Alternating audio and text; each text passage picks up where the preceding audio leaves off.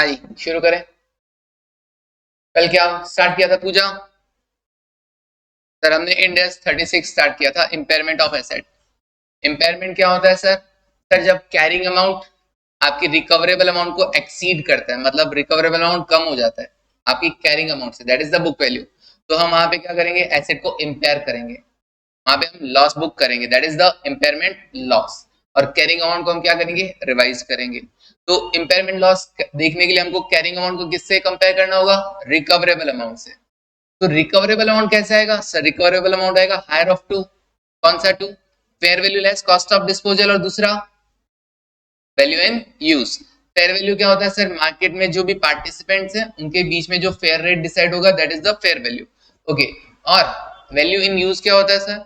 उस एसेट को जब आप यूज करोगे तो कितना फ्यूचर कैश फ्लो जनरेट हो पाएगा, उसका प्रेजेंट वैल्यू। दोनों में से जो भी ज्यादा होगा, that is the recoverable amount. और अब आपको रिकवरेबल अमाउंट को कंपेयर किससे करना है? कैरिंग अमाउंट से। अगर कैरिंग अमाउंट एक्सीड कर रहा है किसको? रिकवरेबल अमाउंट को, there is a impairment loss. Okay, चलिए सर एप्लीकेबल किस किस पर है? ये पीपीई पर है, इंटेंजिबल एसेट पर है, इन्वेस्टमेंट प्रॉपर्टी पर है, और investment in subsidy associates and joint venture पर है। किस किस पर एप्लीकेबल नहीं है सर? बाकी पर एप्लीकेबल नहीं है। इसमें दो चार नाम लिखिए अपन ने, जैसे इन्वेंट्री आएगा तो अपन भूल कर भी क्या करेंगे, उस पर इंपेयरमेंट नहीं करेंगे।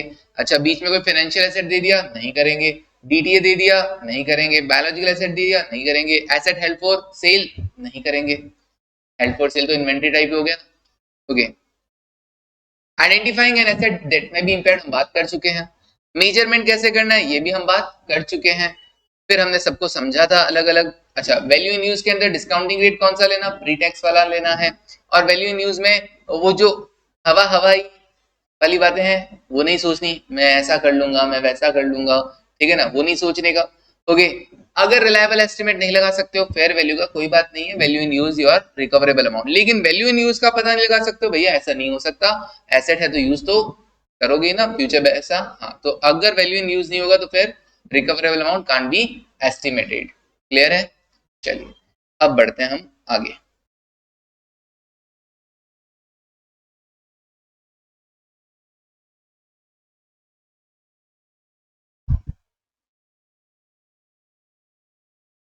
लिखो, recognising and measuring an impairment loss.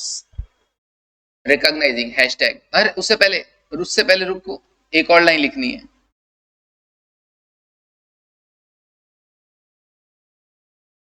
यहीं पे लिख लो स्टार मार्क लगा के। If any cash flow arise in foreign currency, if any cash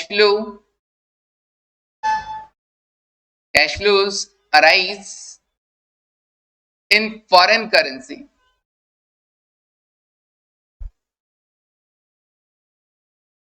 भाई बाहर आपने कोई प्रोजेक्ट लगाया हो तो पैसा भी किस में आएगा? फॉरेन करेंसी में आ रहा है आपको। अब क्या करोगे? If any cash flow arise in the foreign currency, then such cash flows are to be such cash flows are to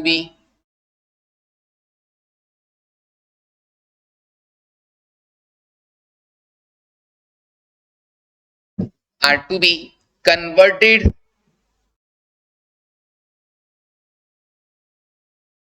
to present value, converted to present value using discounting rate, using discounting rate या discounting factor of foreign currency, of foreign currency.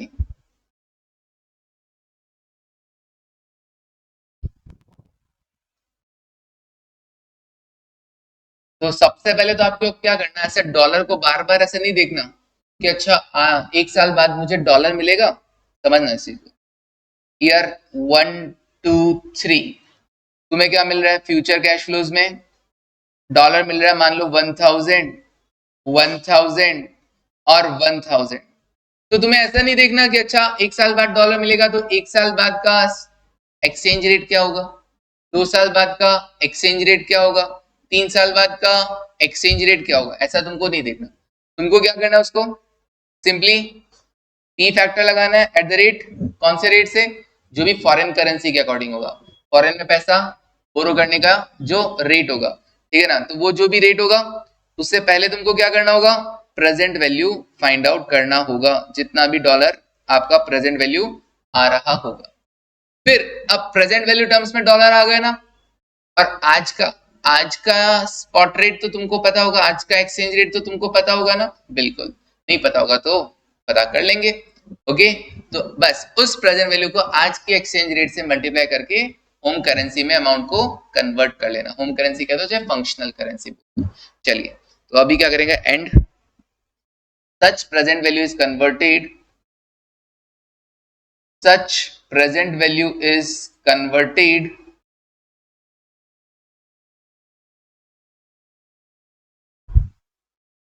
into हमारी home currency क्या है, rupees, converted into rupees, that is home currency,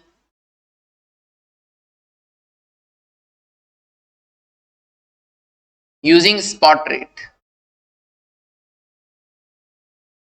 spot rate समझते हो ना, हाँ sir, आज का एक्सचेंज रेट। और नहीं समझते हो तो जब एफएम पढ़ोगे, फॉरेक्स पढ़ोगे तो और समझ में आ जाएगा। आज $1 इक्वल्स टू कितना रुपीज है, that is the spot rate. Forward rate क्या होता है भाई, जैसे डेरिवेटिव्स वगैरह के अंदर होता है फ्यूचर रेट, ठीक है ना। आज ही अगर आपको फ्यूचर का सौदा करना होगा, 2 महीने बाद का सौदा करना होगा, तो फॉरवर्ड रेट होगा। तो मुझे फॉरवर्ड रेट से मतलब नहीं है। एक तरीका ये होता है, एफएम में सीखने को मिलता है आपको, एक तरीका ये होगा कि अच्छा मेरे को 1 साल बाद $1,000 मिलने वाले, तो मैं बैंक के पास गया और बैंक से सौदा कर लिया कि बैंक मैं आपको $1,000 दूंगा, आप मुझे उस डॉलर के बदले कितने रुपए दोगे। तो बैंक मुझे कोट करेगा कि $1 इक्वल टू इतना रुपया, that is the forward rate. आज ही डिसाइड कर रहा हूँ 1 साल बाद का, that is the forward rate. ऐसे ही 2 साल बाद का भी डिसाइड कर सकता हूँ, ऐसे 3 साल बाद का भी डिसाइड कर सकता हूँ। इंडेक्स कहता है ऐसे नहीं करना, तुमको क्या करना है, पहले उसको प्रेजेंट वैल्यू में कन्वर्ट करना है, और फिर प्रेजेंट वैल्यू को क्या करना है, हाँ जी, converted into home currency using spot rate. किसी को लिखना हो ऐसा तो लिख सकता हो, और ऐसे समझ में आ गया हो तो ऐसे ही ठीक है। तो ईयर 1 2 3 फ्यूचर कैश फ्लोज होंगे, पहले तो प्रेजेंट वैल्यू निकाला जाएगा और फिर उसको कन्वर्ट किया जाएगा using the spot rate.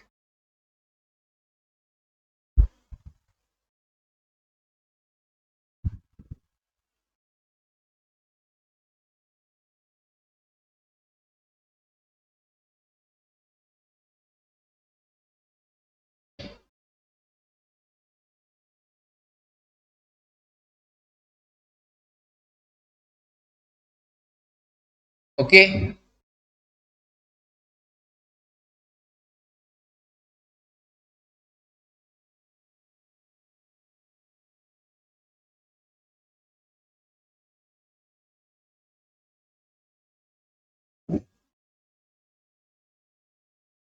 Done है क्या, ओके सर, डन है, ठीक है। आगे next hashtag,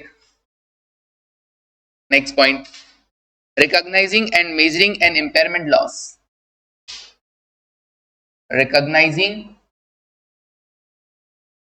and measuring an impairment loss।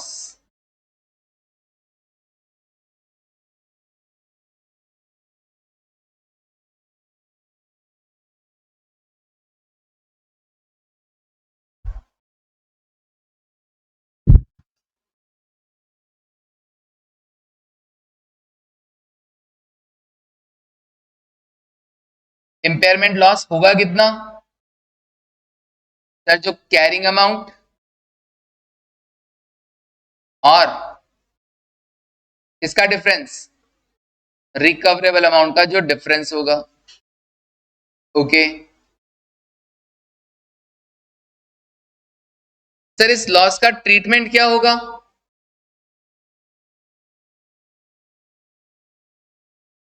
Treatment of impairment loss.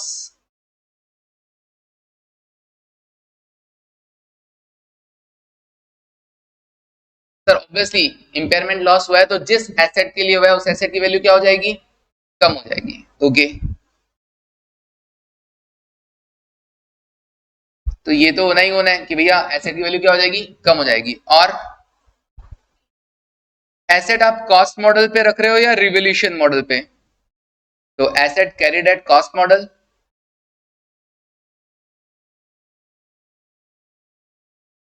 अगर आपने एसेट को किस पे कंटिन्यू कर रखा है, एट कॉस्ट मॉडल पे, दो ऑप्शन होते हैं, पीपीई के अंदर पढ़ा था अपन ने, इंटेंजिबल एसेट के अंदर भी पढ़ा था, एक तो कॉस्ट मॉडल होता है, एक रिवोल्यूशन मॉडल होता है। आप एसेट को ओरिजिनल कॉस्ट माइनस डेप्रिसिएशन पे वैल्यू कर रहे हो या उसको रिवेल करके रिवेल्यूड अमाउंट पे शो कर रहे हो।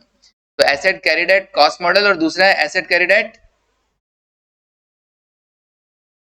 Revaluation model.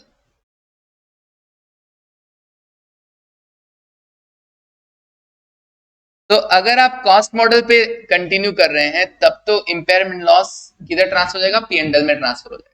इंपेयरमेंट लॉस किधर ट्रांसफर हो जाएगा, transfer to P and L, loss will be transfer to P and L. Asset की वैल्यू कम होनी है वो तो होनी ही होनी है, loss will be transfer to P and L, मतलब एक एंट्री तो होना ही होना है, impairment loss account debit to asset. Impairment loss की वजह से एक एंट्री तो होना ही होना है कि भैया impairment loss account debit to asset. फिर इस इंपेयरमेंट लॉस का क्या किया जाए वो सोच रहे हैं कि पहला तो पीएनएल में ट्रांसफर कर दो। अच्छा अगर आप रिवोल्यूशन मॉडल यूज कर रहे हो तो जैसे तुमको रिवोल्यूशन लॉस हुआ करता था ना पीपीई के अंदर, रिवोल्यूशन लॉस हुआ करता था, तो तुम क्या करते थे, एएस 10 के अंदर इंटर के अंदर क्या करते थे, सर हम देखते थे कि फर्स्ट टाइम है या सेकेंड टाइम है, राइट। ऑब्वियसली रिवोल्यूशन हो रखा है इसका मतलब ऑलरेडी पहले से हो तो रखा होगा, रिवोल्यूशन मॉडल पे करेगा ऑलरेडी पहले हो रखा होगा।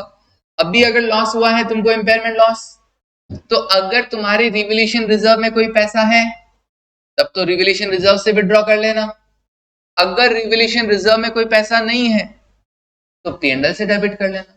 तो जैसा ट्रीटमेंट पहले रिवोल्यूशन लॉस का सीखा था सेम वही इंपेयरमेंट लॉस का होगा अगर आप क्या कर रहे हो, बिल्कुल रिवोल्यूशन मॉडल पे कर रहे हो। तो लिख दो same treatment of revolution loss, same treatment of revolution loss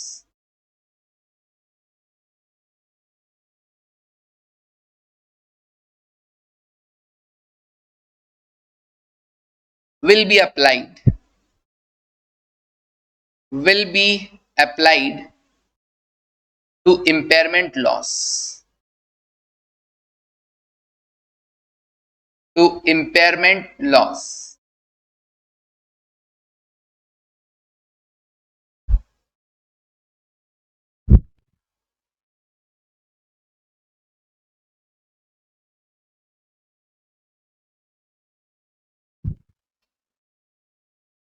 पता है ना उसके अंदर क्या था, लिखवाने की जरूरत नहीं है।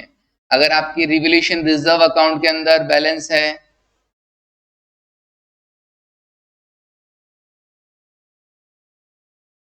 तब तो पहले ये डेबिट कर देना जितना है, debit up to the balance, ठीक है ना, debit up to the balance. और लॉस इससे ज्यादा एक्सीड कर जाता है, मान लो इससे भी ज्यादा एक्सीड कर जाता है तो आप क्या करोगे, फिर पीएनएल को यूज करोगे, then PNL, then debit to PNL. बस ये वो जब हम पढ़े थे लिखवाने की जरूरत नहीं थी, इंडेक्स 16 में भी पढ़ा है, इंडेक्स 38 में बोला है सेम, पीपी और इंटेंजिबल एसेट दोनों में पढ़ा हुआ है। तो अगर लॉस होगा तो ऑब्वियसली अगर रिवोल्यूशन रिजर्व में है बैलेंस पड़ा हुआ तब तो भैया वहां से डेबिट कर देंगे, और अगर नहीं है तो भैया पीएनएल डेबिट कर देंगे, सिंपल वही पप्पा मम्मी वाली बात बताया था ना। Okay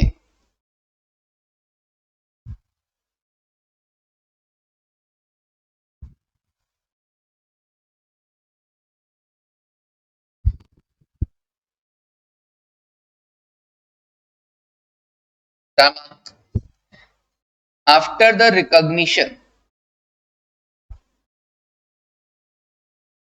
after the recognition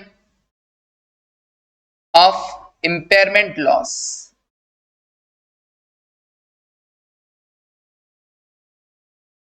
After the recognition of impairment loss, future में अब क्या होगा, डेप्रीशिएशन किस अमाउंट पे लगेगा, रिवाइज अमाउंट पे ना. The depreciation should be charged, the depreciation should be charged on assets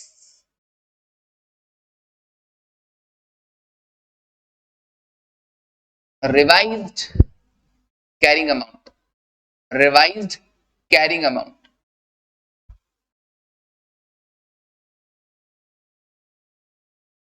और रिवाइज कैरिंग अमाउंट ऊपर एग्जांपल में बताया था ना मैंने कि जो भी कैरिंग अमाउंट है उसमें से आप क्या कर दोगे, इंपेयरमेंट लॉस को लेस कर दोगे.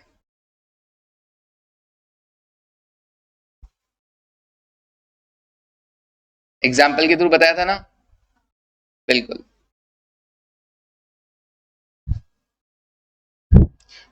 और रिवाइज कैरिंग अमाउंट, और अगर क्वेश्चन में कोई स्क्रैप वैल्यू भी दे रखा हो ना तो carrying amount minus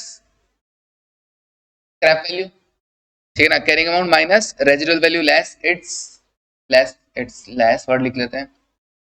carrying amount less it's residual value. SLM लगाएंगे तो obviously yes, carrying amount minus residual value.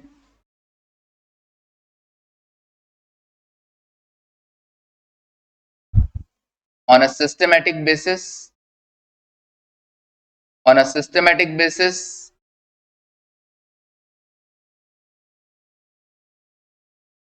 over its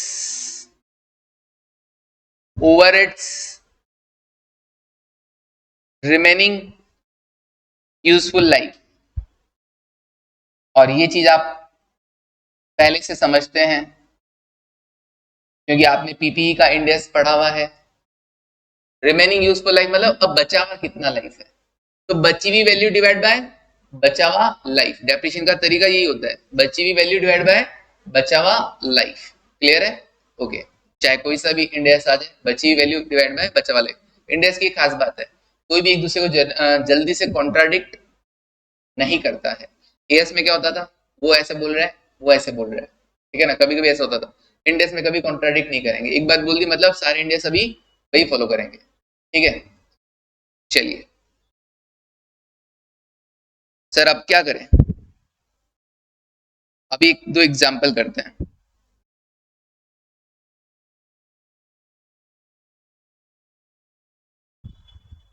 लिखो.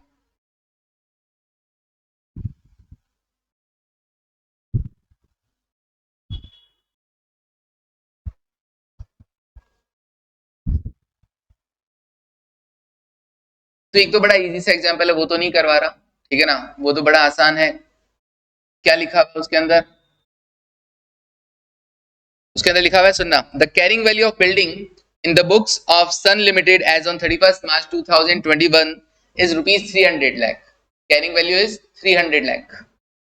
As on the date the value in use तुमको दे रखा है कितना, 250 लाख, 250 लाख. और तुमको दे रखा है fair value less cost of disposal, less cost of disposal 238 lakh. और तुमसे पूछा है बताओ रिकवरेबल अमाउंट कितना है. कैरिंग अमाउंट तुमको दे रखा था कितना, 300 लाख. बोलो रिकवरेबल अमाउंट कितना होगा, कितना, 250. द रिकवरेबल अमाउंट तो इन दोनों का हायर होता है तो 250. और तुम्हारी बुक वैल्यू कितनी है, 300, और रिकवरेबल अमाउंट कितना हो गया, 250. तो देयर इज इम्पेयरमेंट लॉस कितना, 50 का. तो ये नहीं लिख रहे अपन फालतू. इतना इजी क्वेश्चन, ये हमारी शान के खिलाफ है कि नहीं है, बिल्कुल. चलो लिखो एग्जाम्पल, फिर तुम्हारी शान के अकॉर्डिंग क्वेश्चन लिखो. Mars limited, Mars Limited gives the following estimate.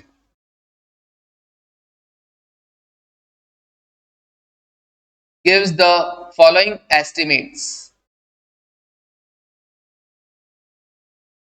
of cash flows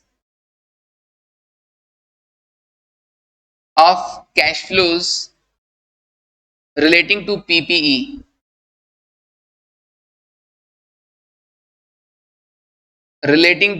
PPE on 31st March 2024.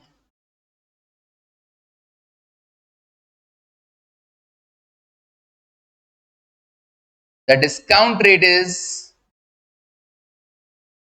15%.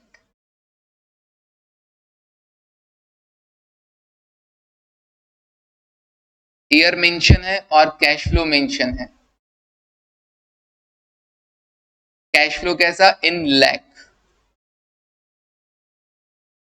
Year 2024-25. 24-25 में आप कितना कमाएंगे ऐसा एस्टिमेटेड है तुम्हारा 2000 लाख. 25-26 में कितना कमाएंगे एस्टिमेटेड 3000 लाख. 26-27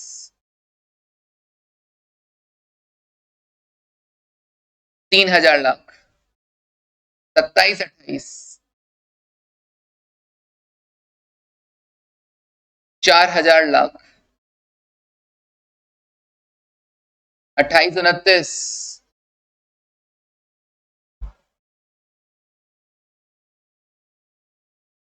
2000 लाख. और residual value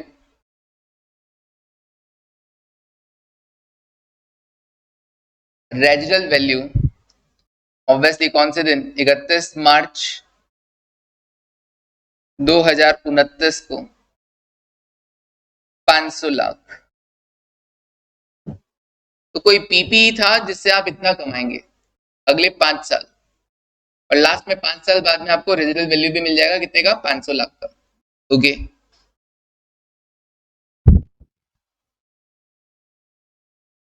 done. PPE was purchased on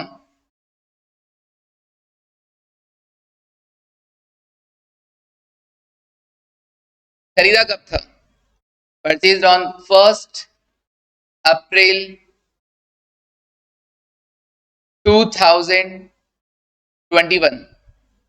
1 अप्रैल 2021 को खरीदा था. कितने रुपए में? 20,000 lakh. 20,000 lakh.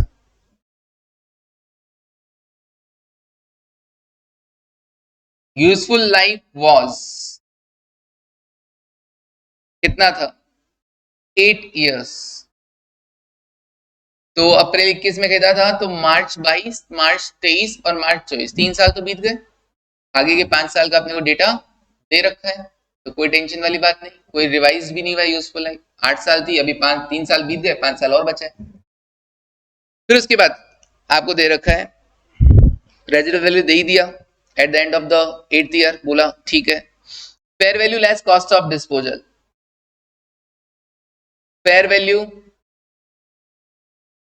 Less cost of disposal.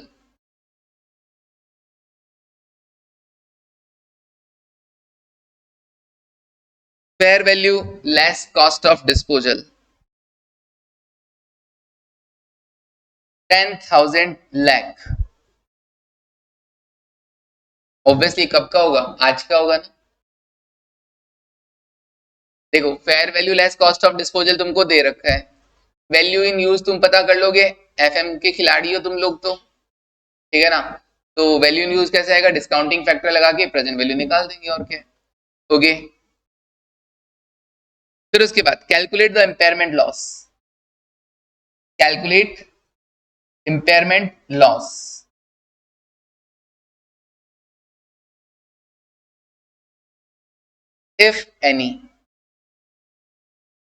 if any on PPE, property plant and equipment. Full stop. also calculate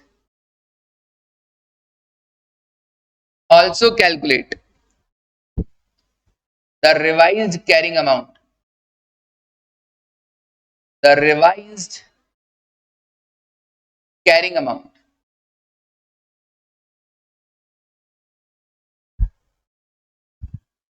and revised depreciation of PPE,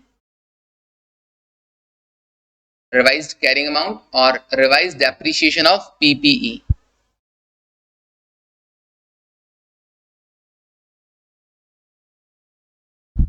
okay sir, शुरू करें? क्या लगता है आप कर पाएंगे? आसान क्वेश्चन है। सबसे पहले क्या पता करना पड़ेगा अपने को? सर देखो, वैल्यू इन यूज भी पता करना है, आज का कैरिंग अमाउंट भी तो पता करना है। तो पहले आज का कैरिंग अमाउंट पता कर लेते हैं। तो पहला वर्किंग नोट बना लो अपना। फर्स्ट कैरिंग अमाउंट,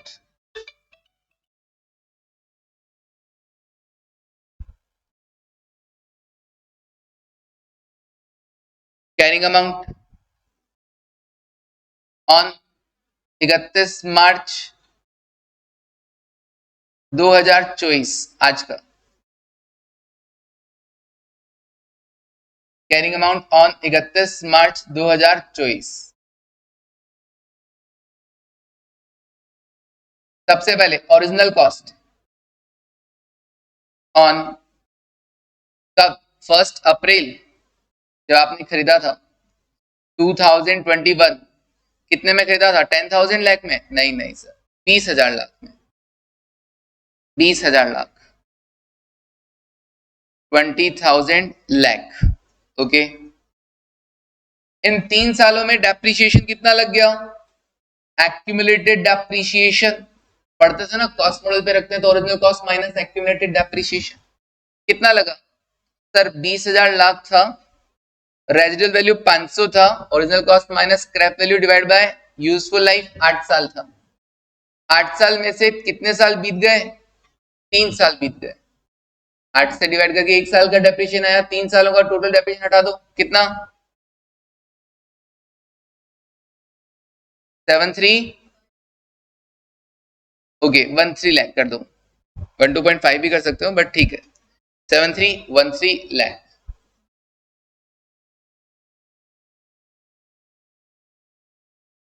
ओके, ये आ गया कैरिंग अमाउंट।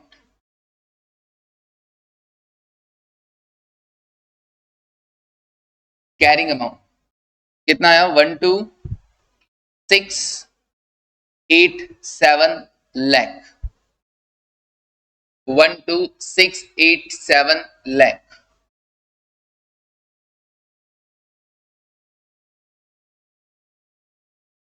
अब किसका calculation? Calculation of value in use. तो सिंपली प्रेजेंट वैल्यू लगाकर वैल्यू इन यूज पता कर लो फ्यूचर कैश फ्लोज पर। तो ईयर कौन कौन सा? 24-25, 25-26, 26-27, 27-28, 28-29, 5 साल है। कैश इनफ्लोज कितना कितना? 2,000, 3,000, 3,000, 2,000, 3,000, 3,000 और 4 2 ले या 2,500 ले?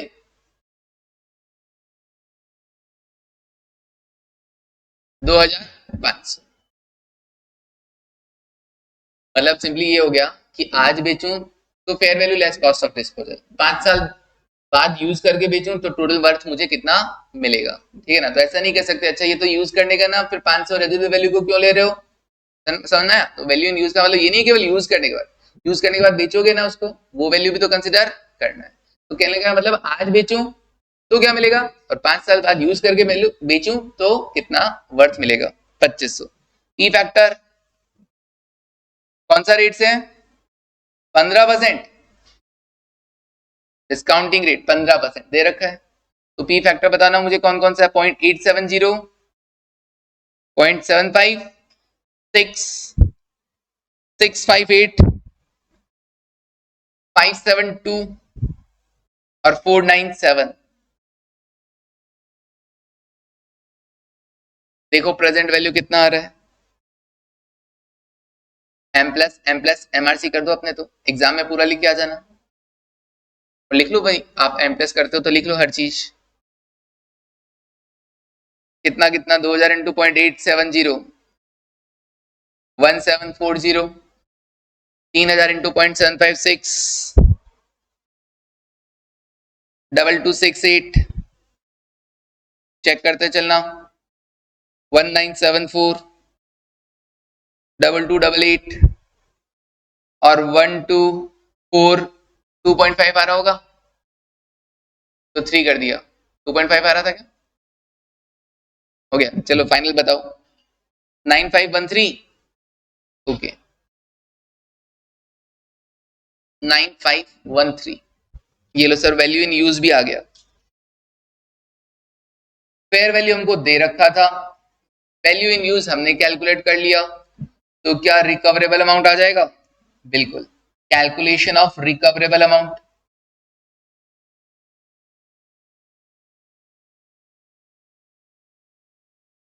Calculation of recoverable amount,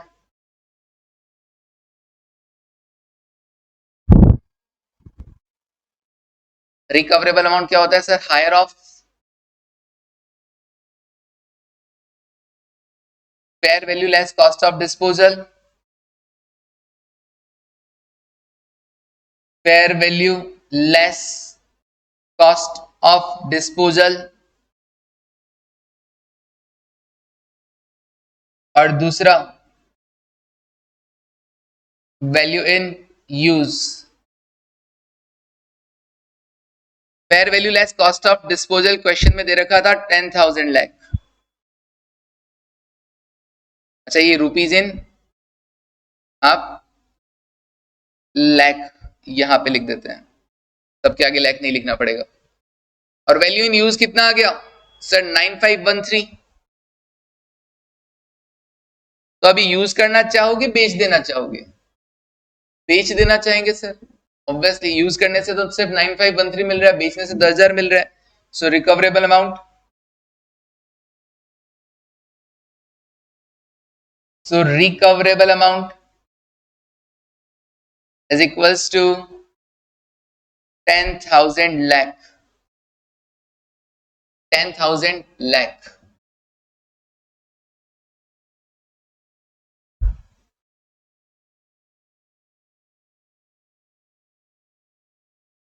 fourth one, अब क्या करें सर, अब इंपेयरमेंट लॉस ही तो पता करोगे, तो calculation of impairment loss, calculation of impairment loss कितना, carrying amount minus recoverable amount, carrying amount minus recoverable amount. देखो है क्या कोई इंपेयरमेंट लॉस, कैरिंग अमाउंट कितना था आपका सर, कैरिंग अमाउंट था 12687, 12687 लाख है ना, और रिकवरेबल कितना 10,000 लाख, तो 2687 लाख का क्या आ गया है, impairment loss.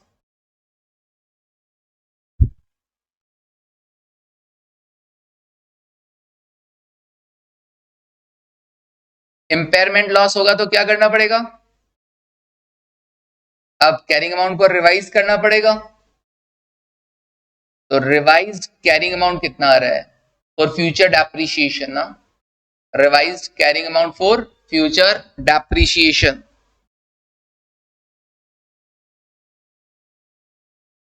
Obviously for future reference,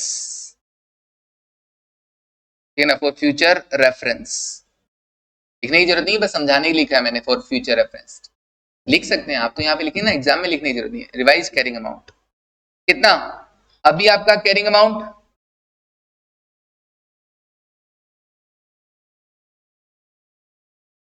12687,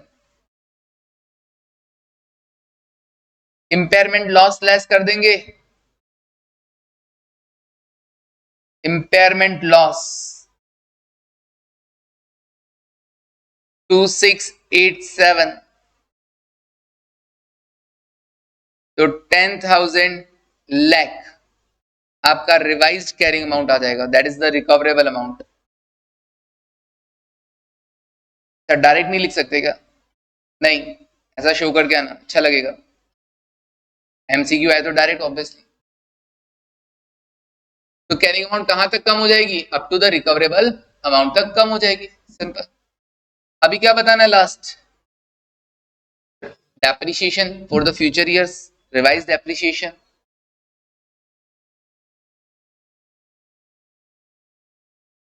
और डेप्रिसिएशन तो कैसे लगता है?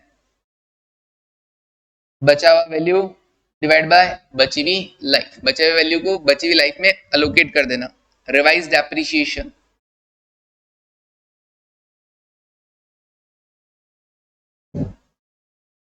रिवाइज्ड डेप्रिसिएशन कैसे आएगा? जो भी आपका रिवाइज्ड कैरिंग अमाउंट है, फॉर्मूला क्या होता है एसएलएम से? Original cost minus scrap value divide by useful life. तो जो भी ओरिजिनल कॉस्ट की जगह क्या आएगा? Revised carrying amount, minus scrap value की जगह क्या आ जाएगा? ऑब्वियसली स्क्रैप वैल्यू लिख दो, चाहे रेजिडुअल वैल्यू लिख दो, डिवाइडेड बाय क्या करें? यूजफुल लाइफ ना, लाइफ 8 साल या 5 साल? हाँ जी, remaining life, very good, remaining life.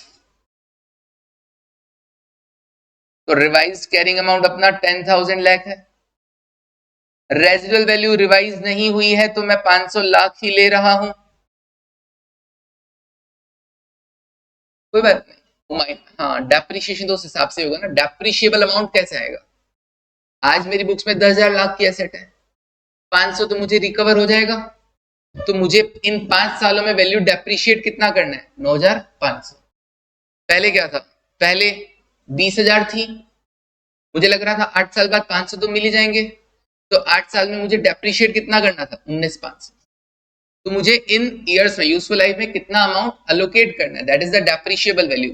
वो तो स्क्रैप वैल्यू लेस करके ही आएगा, ऐसे नहीं पहले लेस हो गया था तो क्या हो गया, पहले लेस किया था तो डेप्रिशिएशन निकालने के लिए किया था, अभी भी लेस कर रहे हैं तो क्या कर रहे हैं? डेप्रिशिएशन निकाल। आप ये सोचो ना, इन 5 सालों में वैल्यू डेप्रिशिएट कितना करना है? 10,000 से किधर पहुंचाना है अपने पीपी के बैलेंस को? 500 तक पहुंचाना है। इसका मतलब टोटल कितना कम करना है? 9,500 कम करना है। कितने सालों में कम करना है? 5 सालों में कम करना है।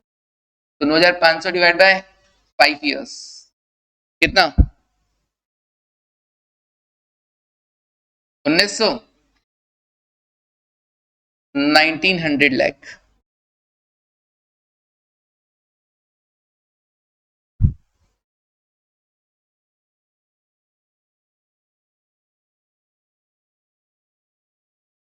समझे क्या?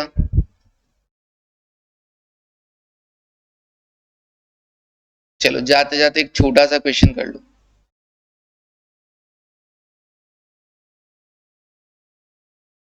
एग्जाम्पल। अच्छा, मुश्किल था क्या? नहीं ना, इसका मतलब मैं एसेट के रिगार्डिंग तो इंपेयरमेंट लॉस इजीली कैलकुलेट कर सकता हूं। अभी आगे जाके बातें होंगी सीजीयू की, वो थोड़ा सा हाँ टिपिकल पड़ता है, टफ पड़ता है, थोड़ा सा समझना पड़ेगा। इसमें तो कुछ भी नहीं था, ये तो ऐसा चुन्नू मुन्नू कोई भी कर देगा, ठीक है ना। एग्जाम्पल, एक और एग्जाम्पल करो इसी के regarding. Jupiter limited, Jupiter limited, ठीक है, Jupiter limited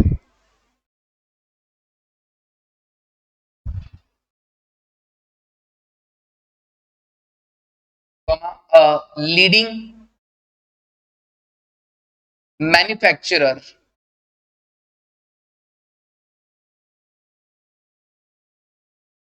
of steel is having a furnace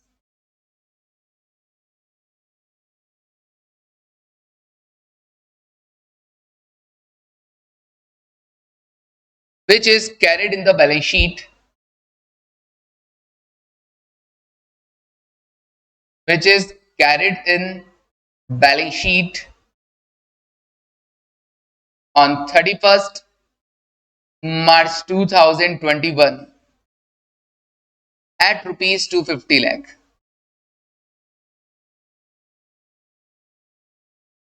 At rupees 250 lakh. As at that date और उसी दिन the value in use, the value in use and fair value is rupees 200 lakh. Value in use और fair value दोनों ही क्या था, 200 लाख था. Cost of disposal is 13 lakh, rupees 13 lakh.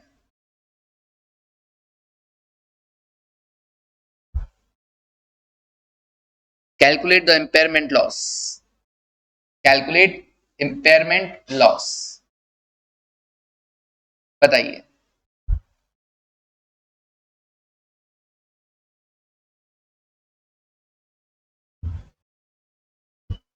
हाँ जी, कौन बताएगा? Calculate impairment loss.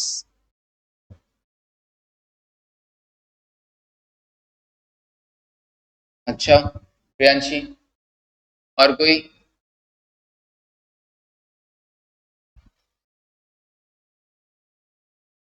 अच्छा, रिकवरेबल अमाउंट बताओ पहले तो. रिकवरेबल अमाउंट बताओ पहले तो. कैरिंग अमाउंट तो पता है ना, बैलेंस शीट में जो वैल्यू शो हो रहा है that is carrying amount 250. Recoverable amount क्या होगा? हायर ऑफ किसका? Higher fair value less cost of disposal. कितना आएगा सर? फेयर वैल्यू कितना है? 200 लाख.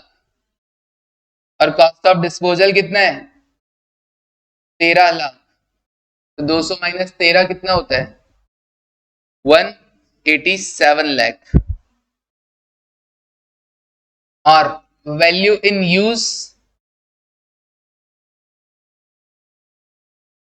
200 लाख. तो बस, सो रिकवरेबल अमाउंट इज, बिल्कुल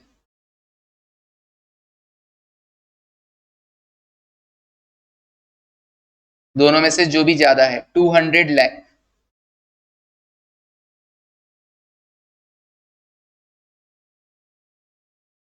और अब बात करते हैं इंपेयरमेंट लॉस की. Impairment loss is equals to carrying amount minus recoverable amount.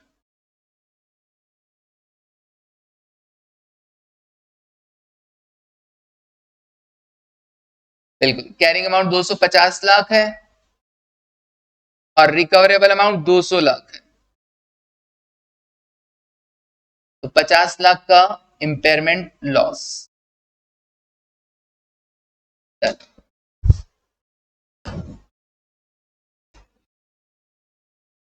बोलो, यहां तक तो ये इंडेक्स बहुत ही आसान चल रहा है ना?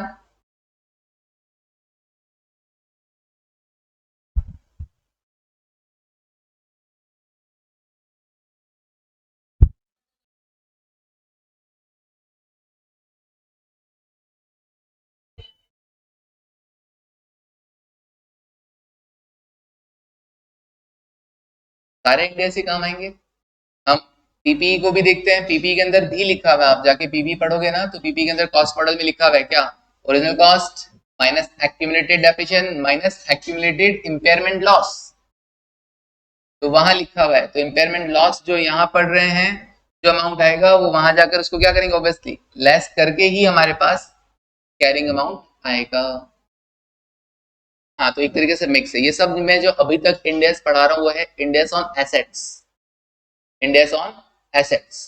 तो जो पहला था पीपी वो भी एसेट का था, इंटेंजिबल एसेट वो भी एसेट का था, बोरिंग कॉस्ट क्वालिफाइंग एसेट के रिगार्डिंग था, ठीक है ना, और इम्पेयरमेंट लॉस भी एसेट पर ही है। तो सारे के सारे इंडेस अभी किस पे चल रहे हैं, ऑन एसेट्स। तो ये ऑर्डर में चल रहे हैं, ठीक है ना, इनको पढ़ना भी अपने को एक ऑर्डर में, रिवाइज भी करेंगे तो एक इसी ऑर्डर में रिवाइज करेंगे, ठीक है जी। चलिए, तो आज के लिए इतना ही। Thank you, take care and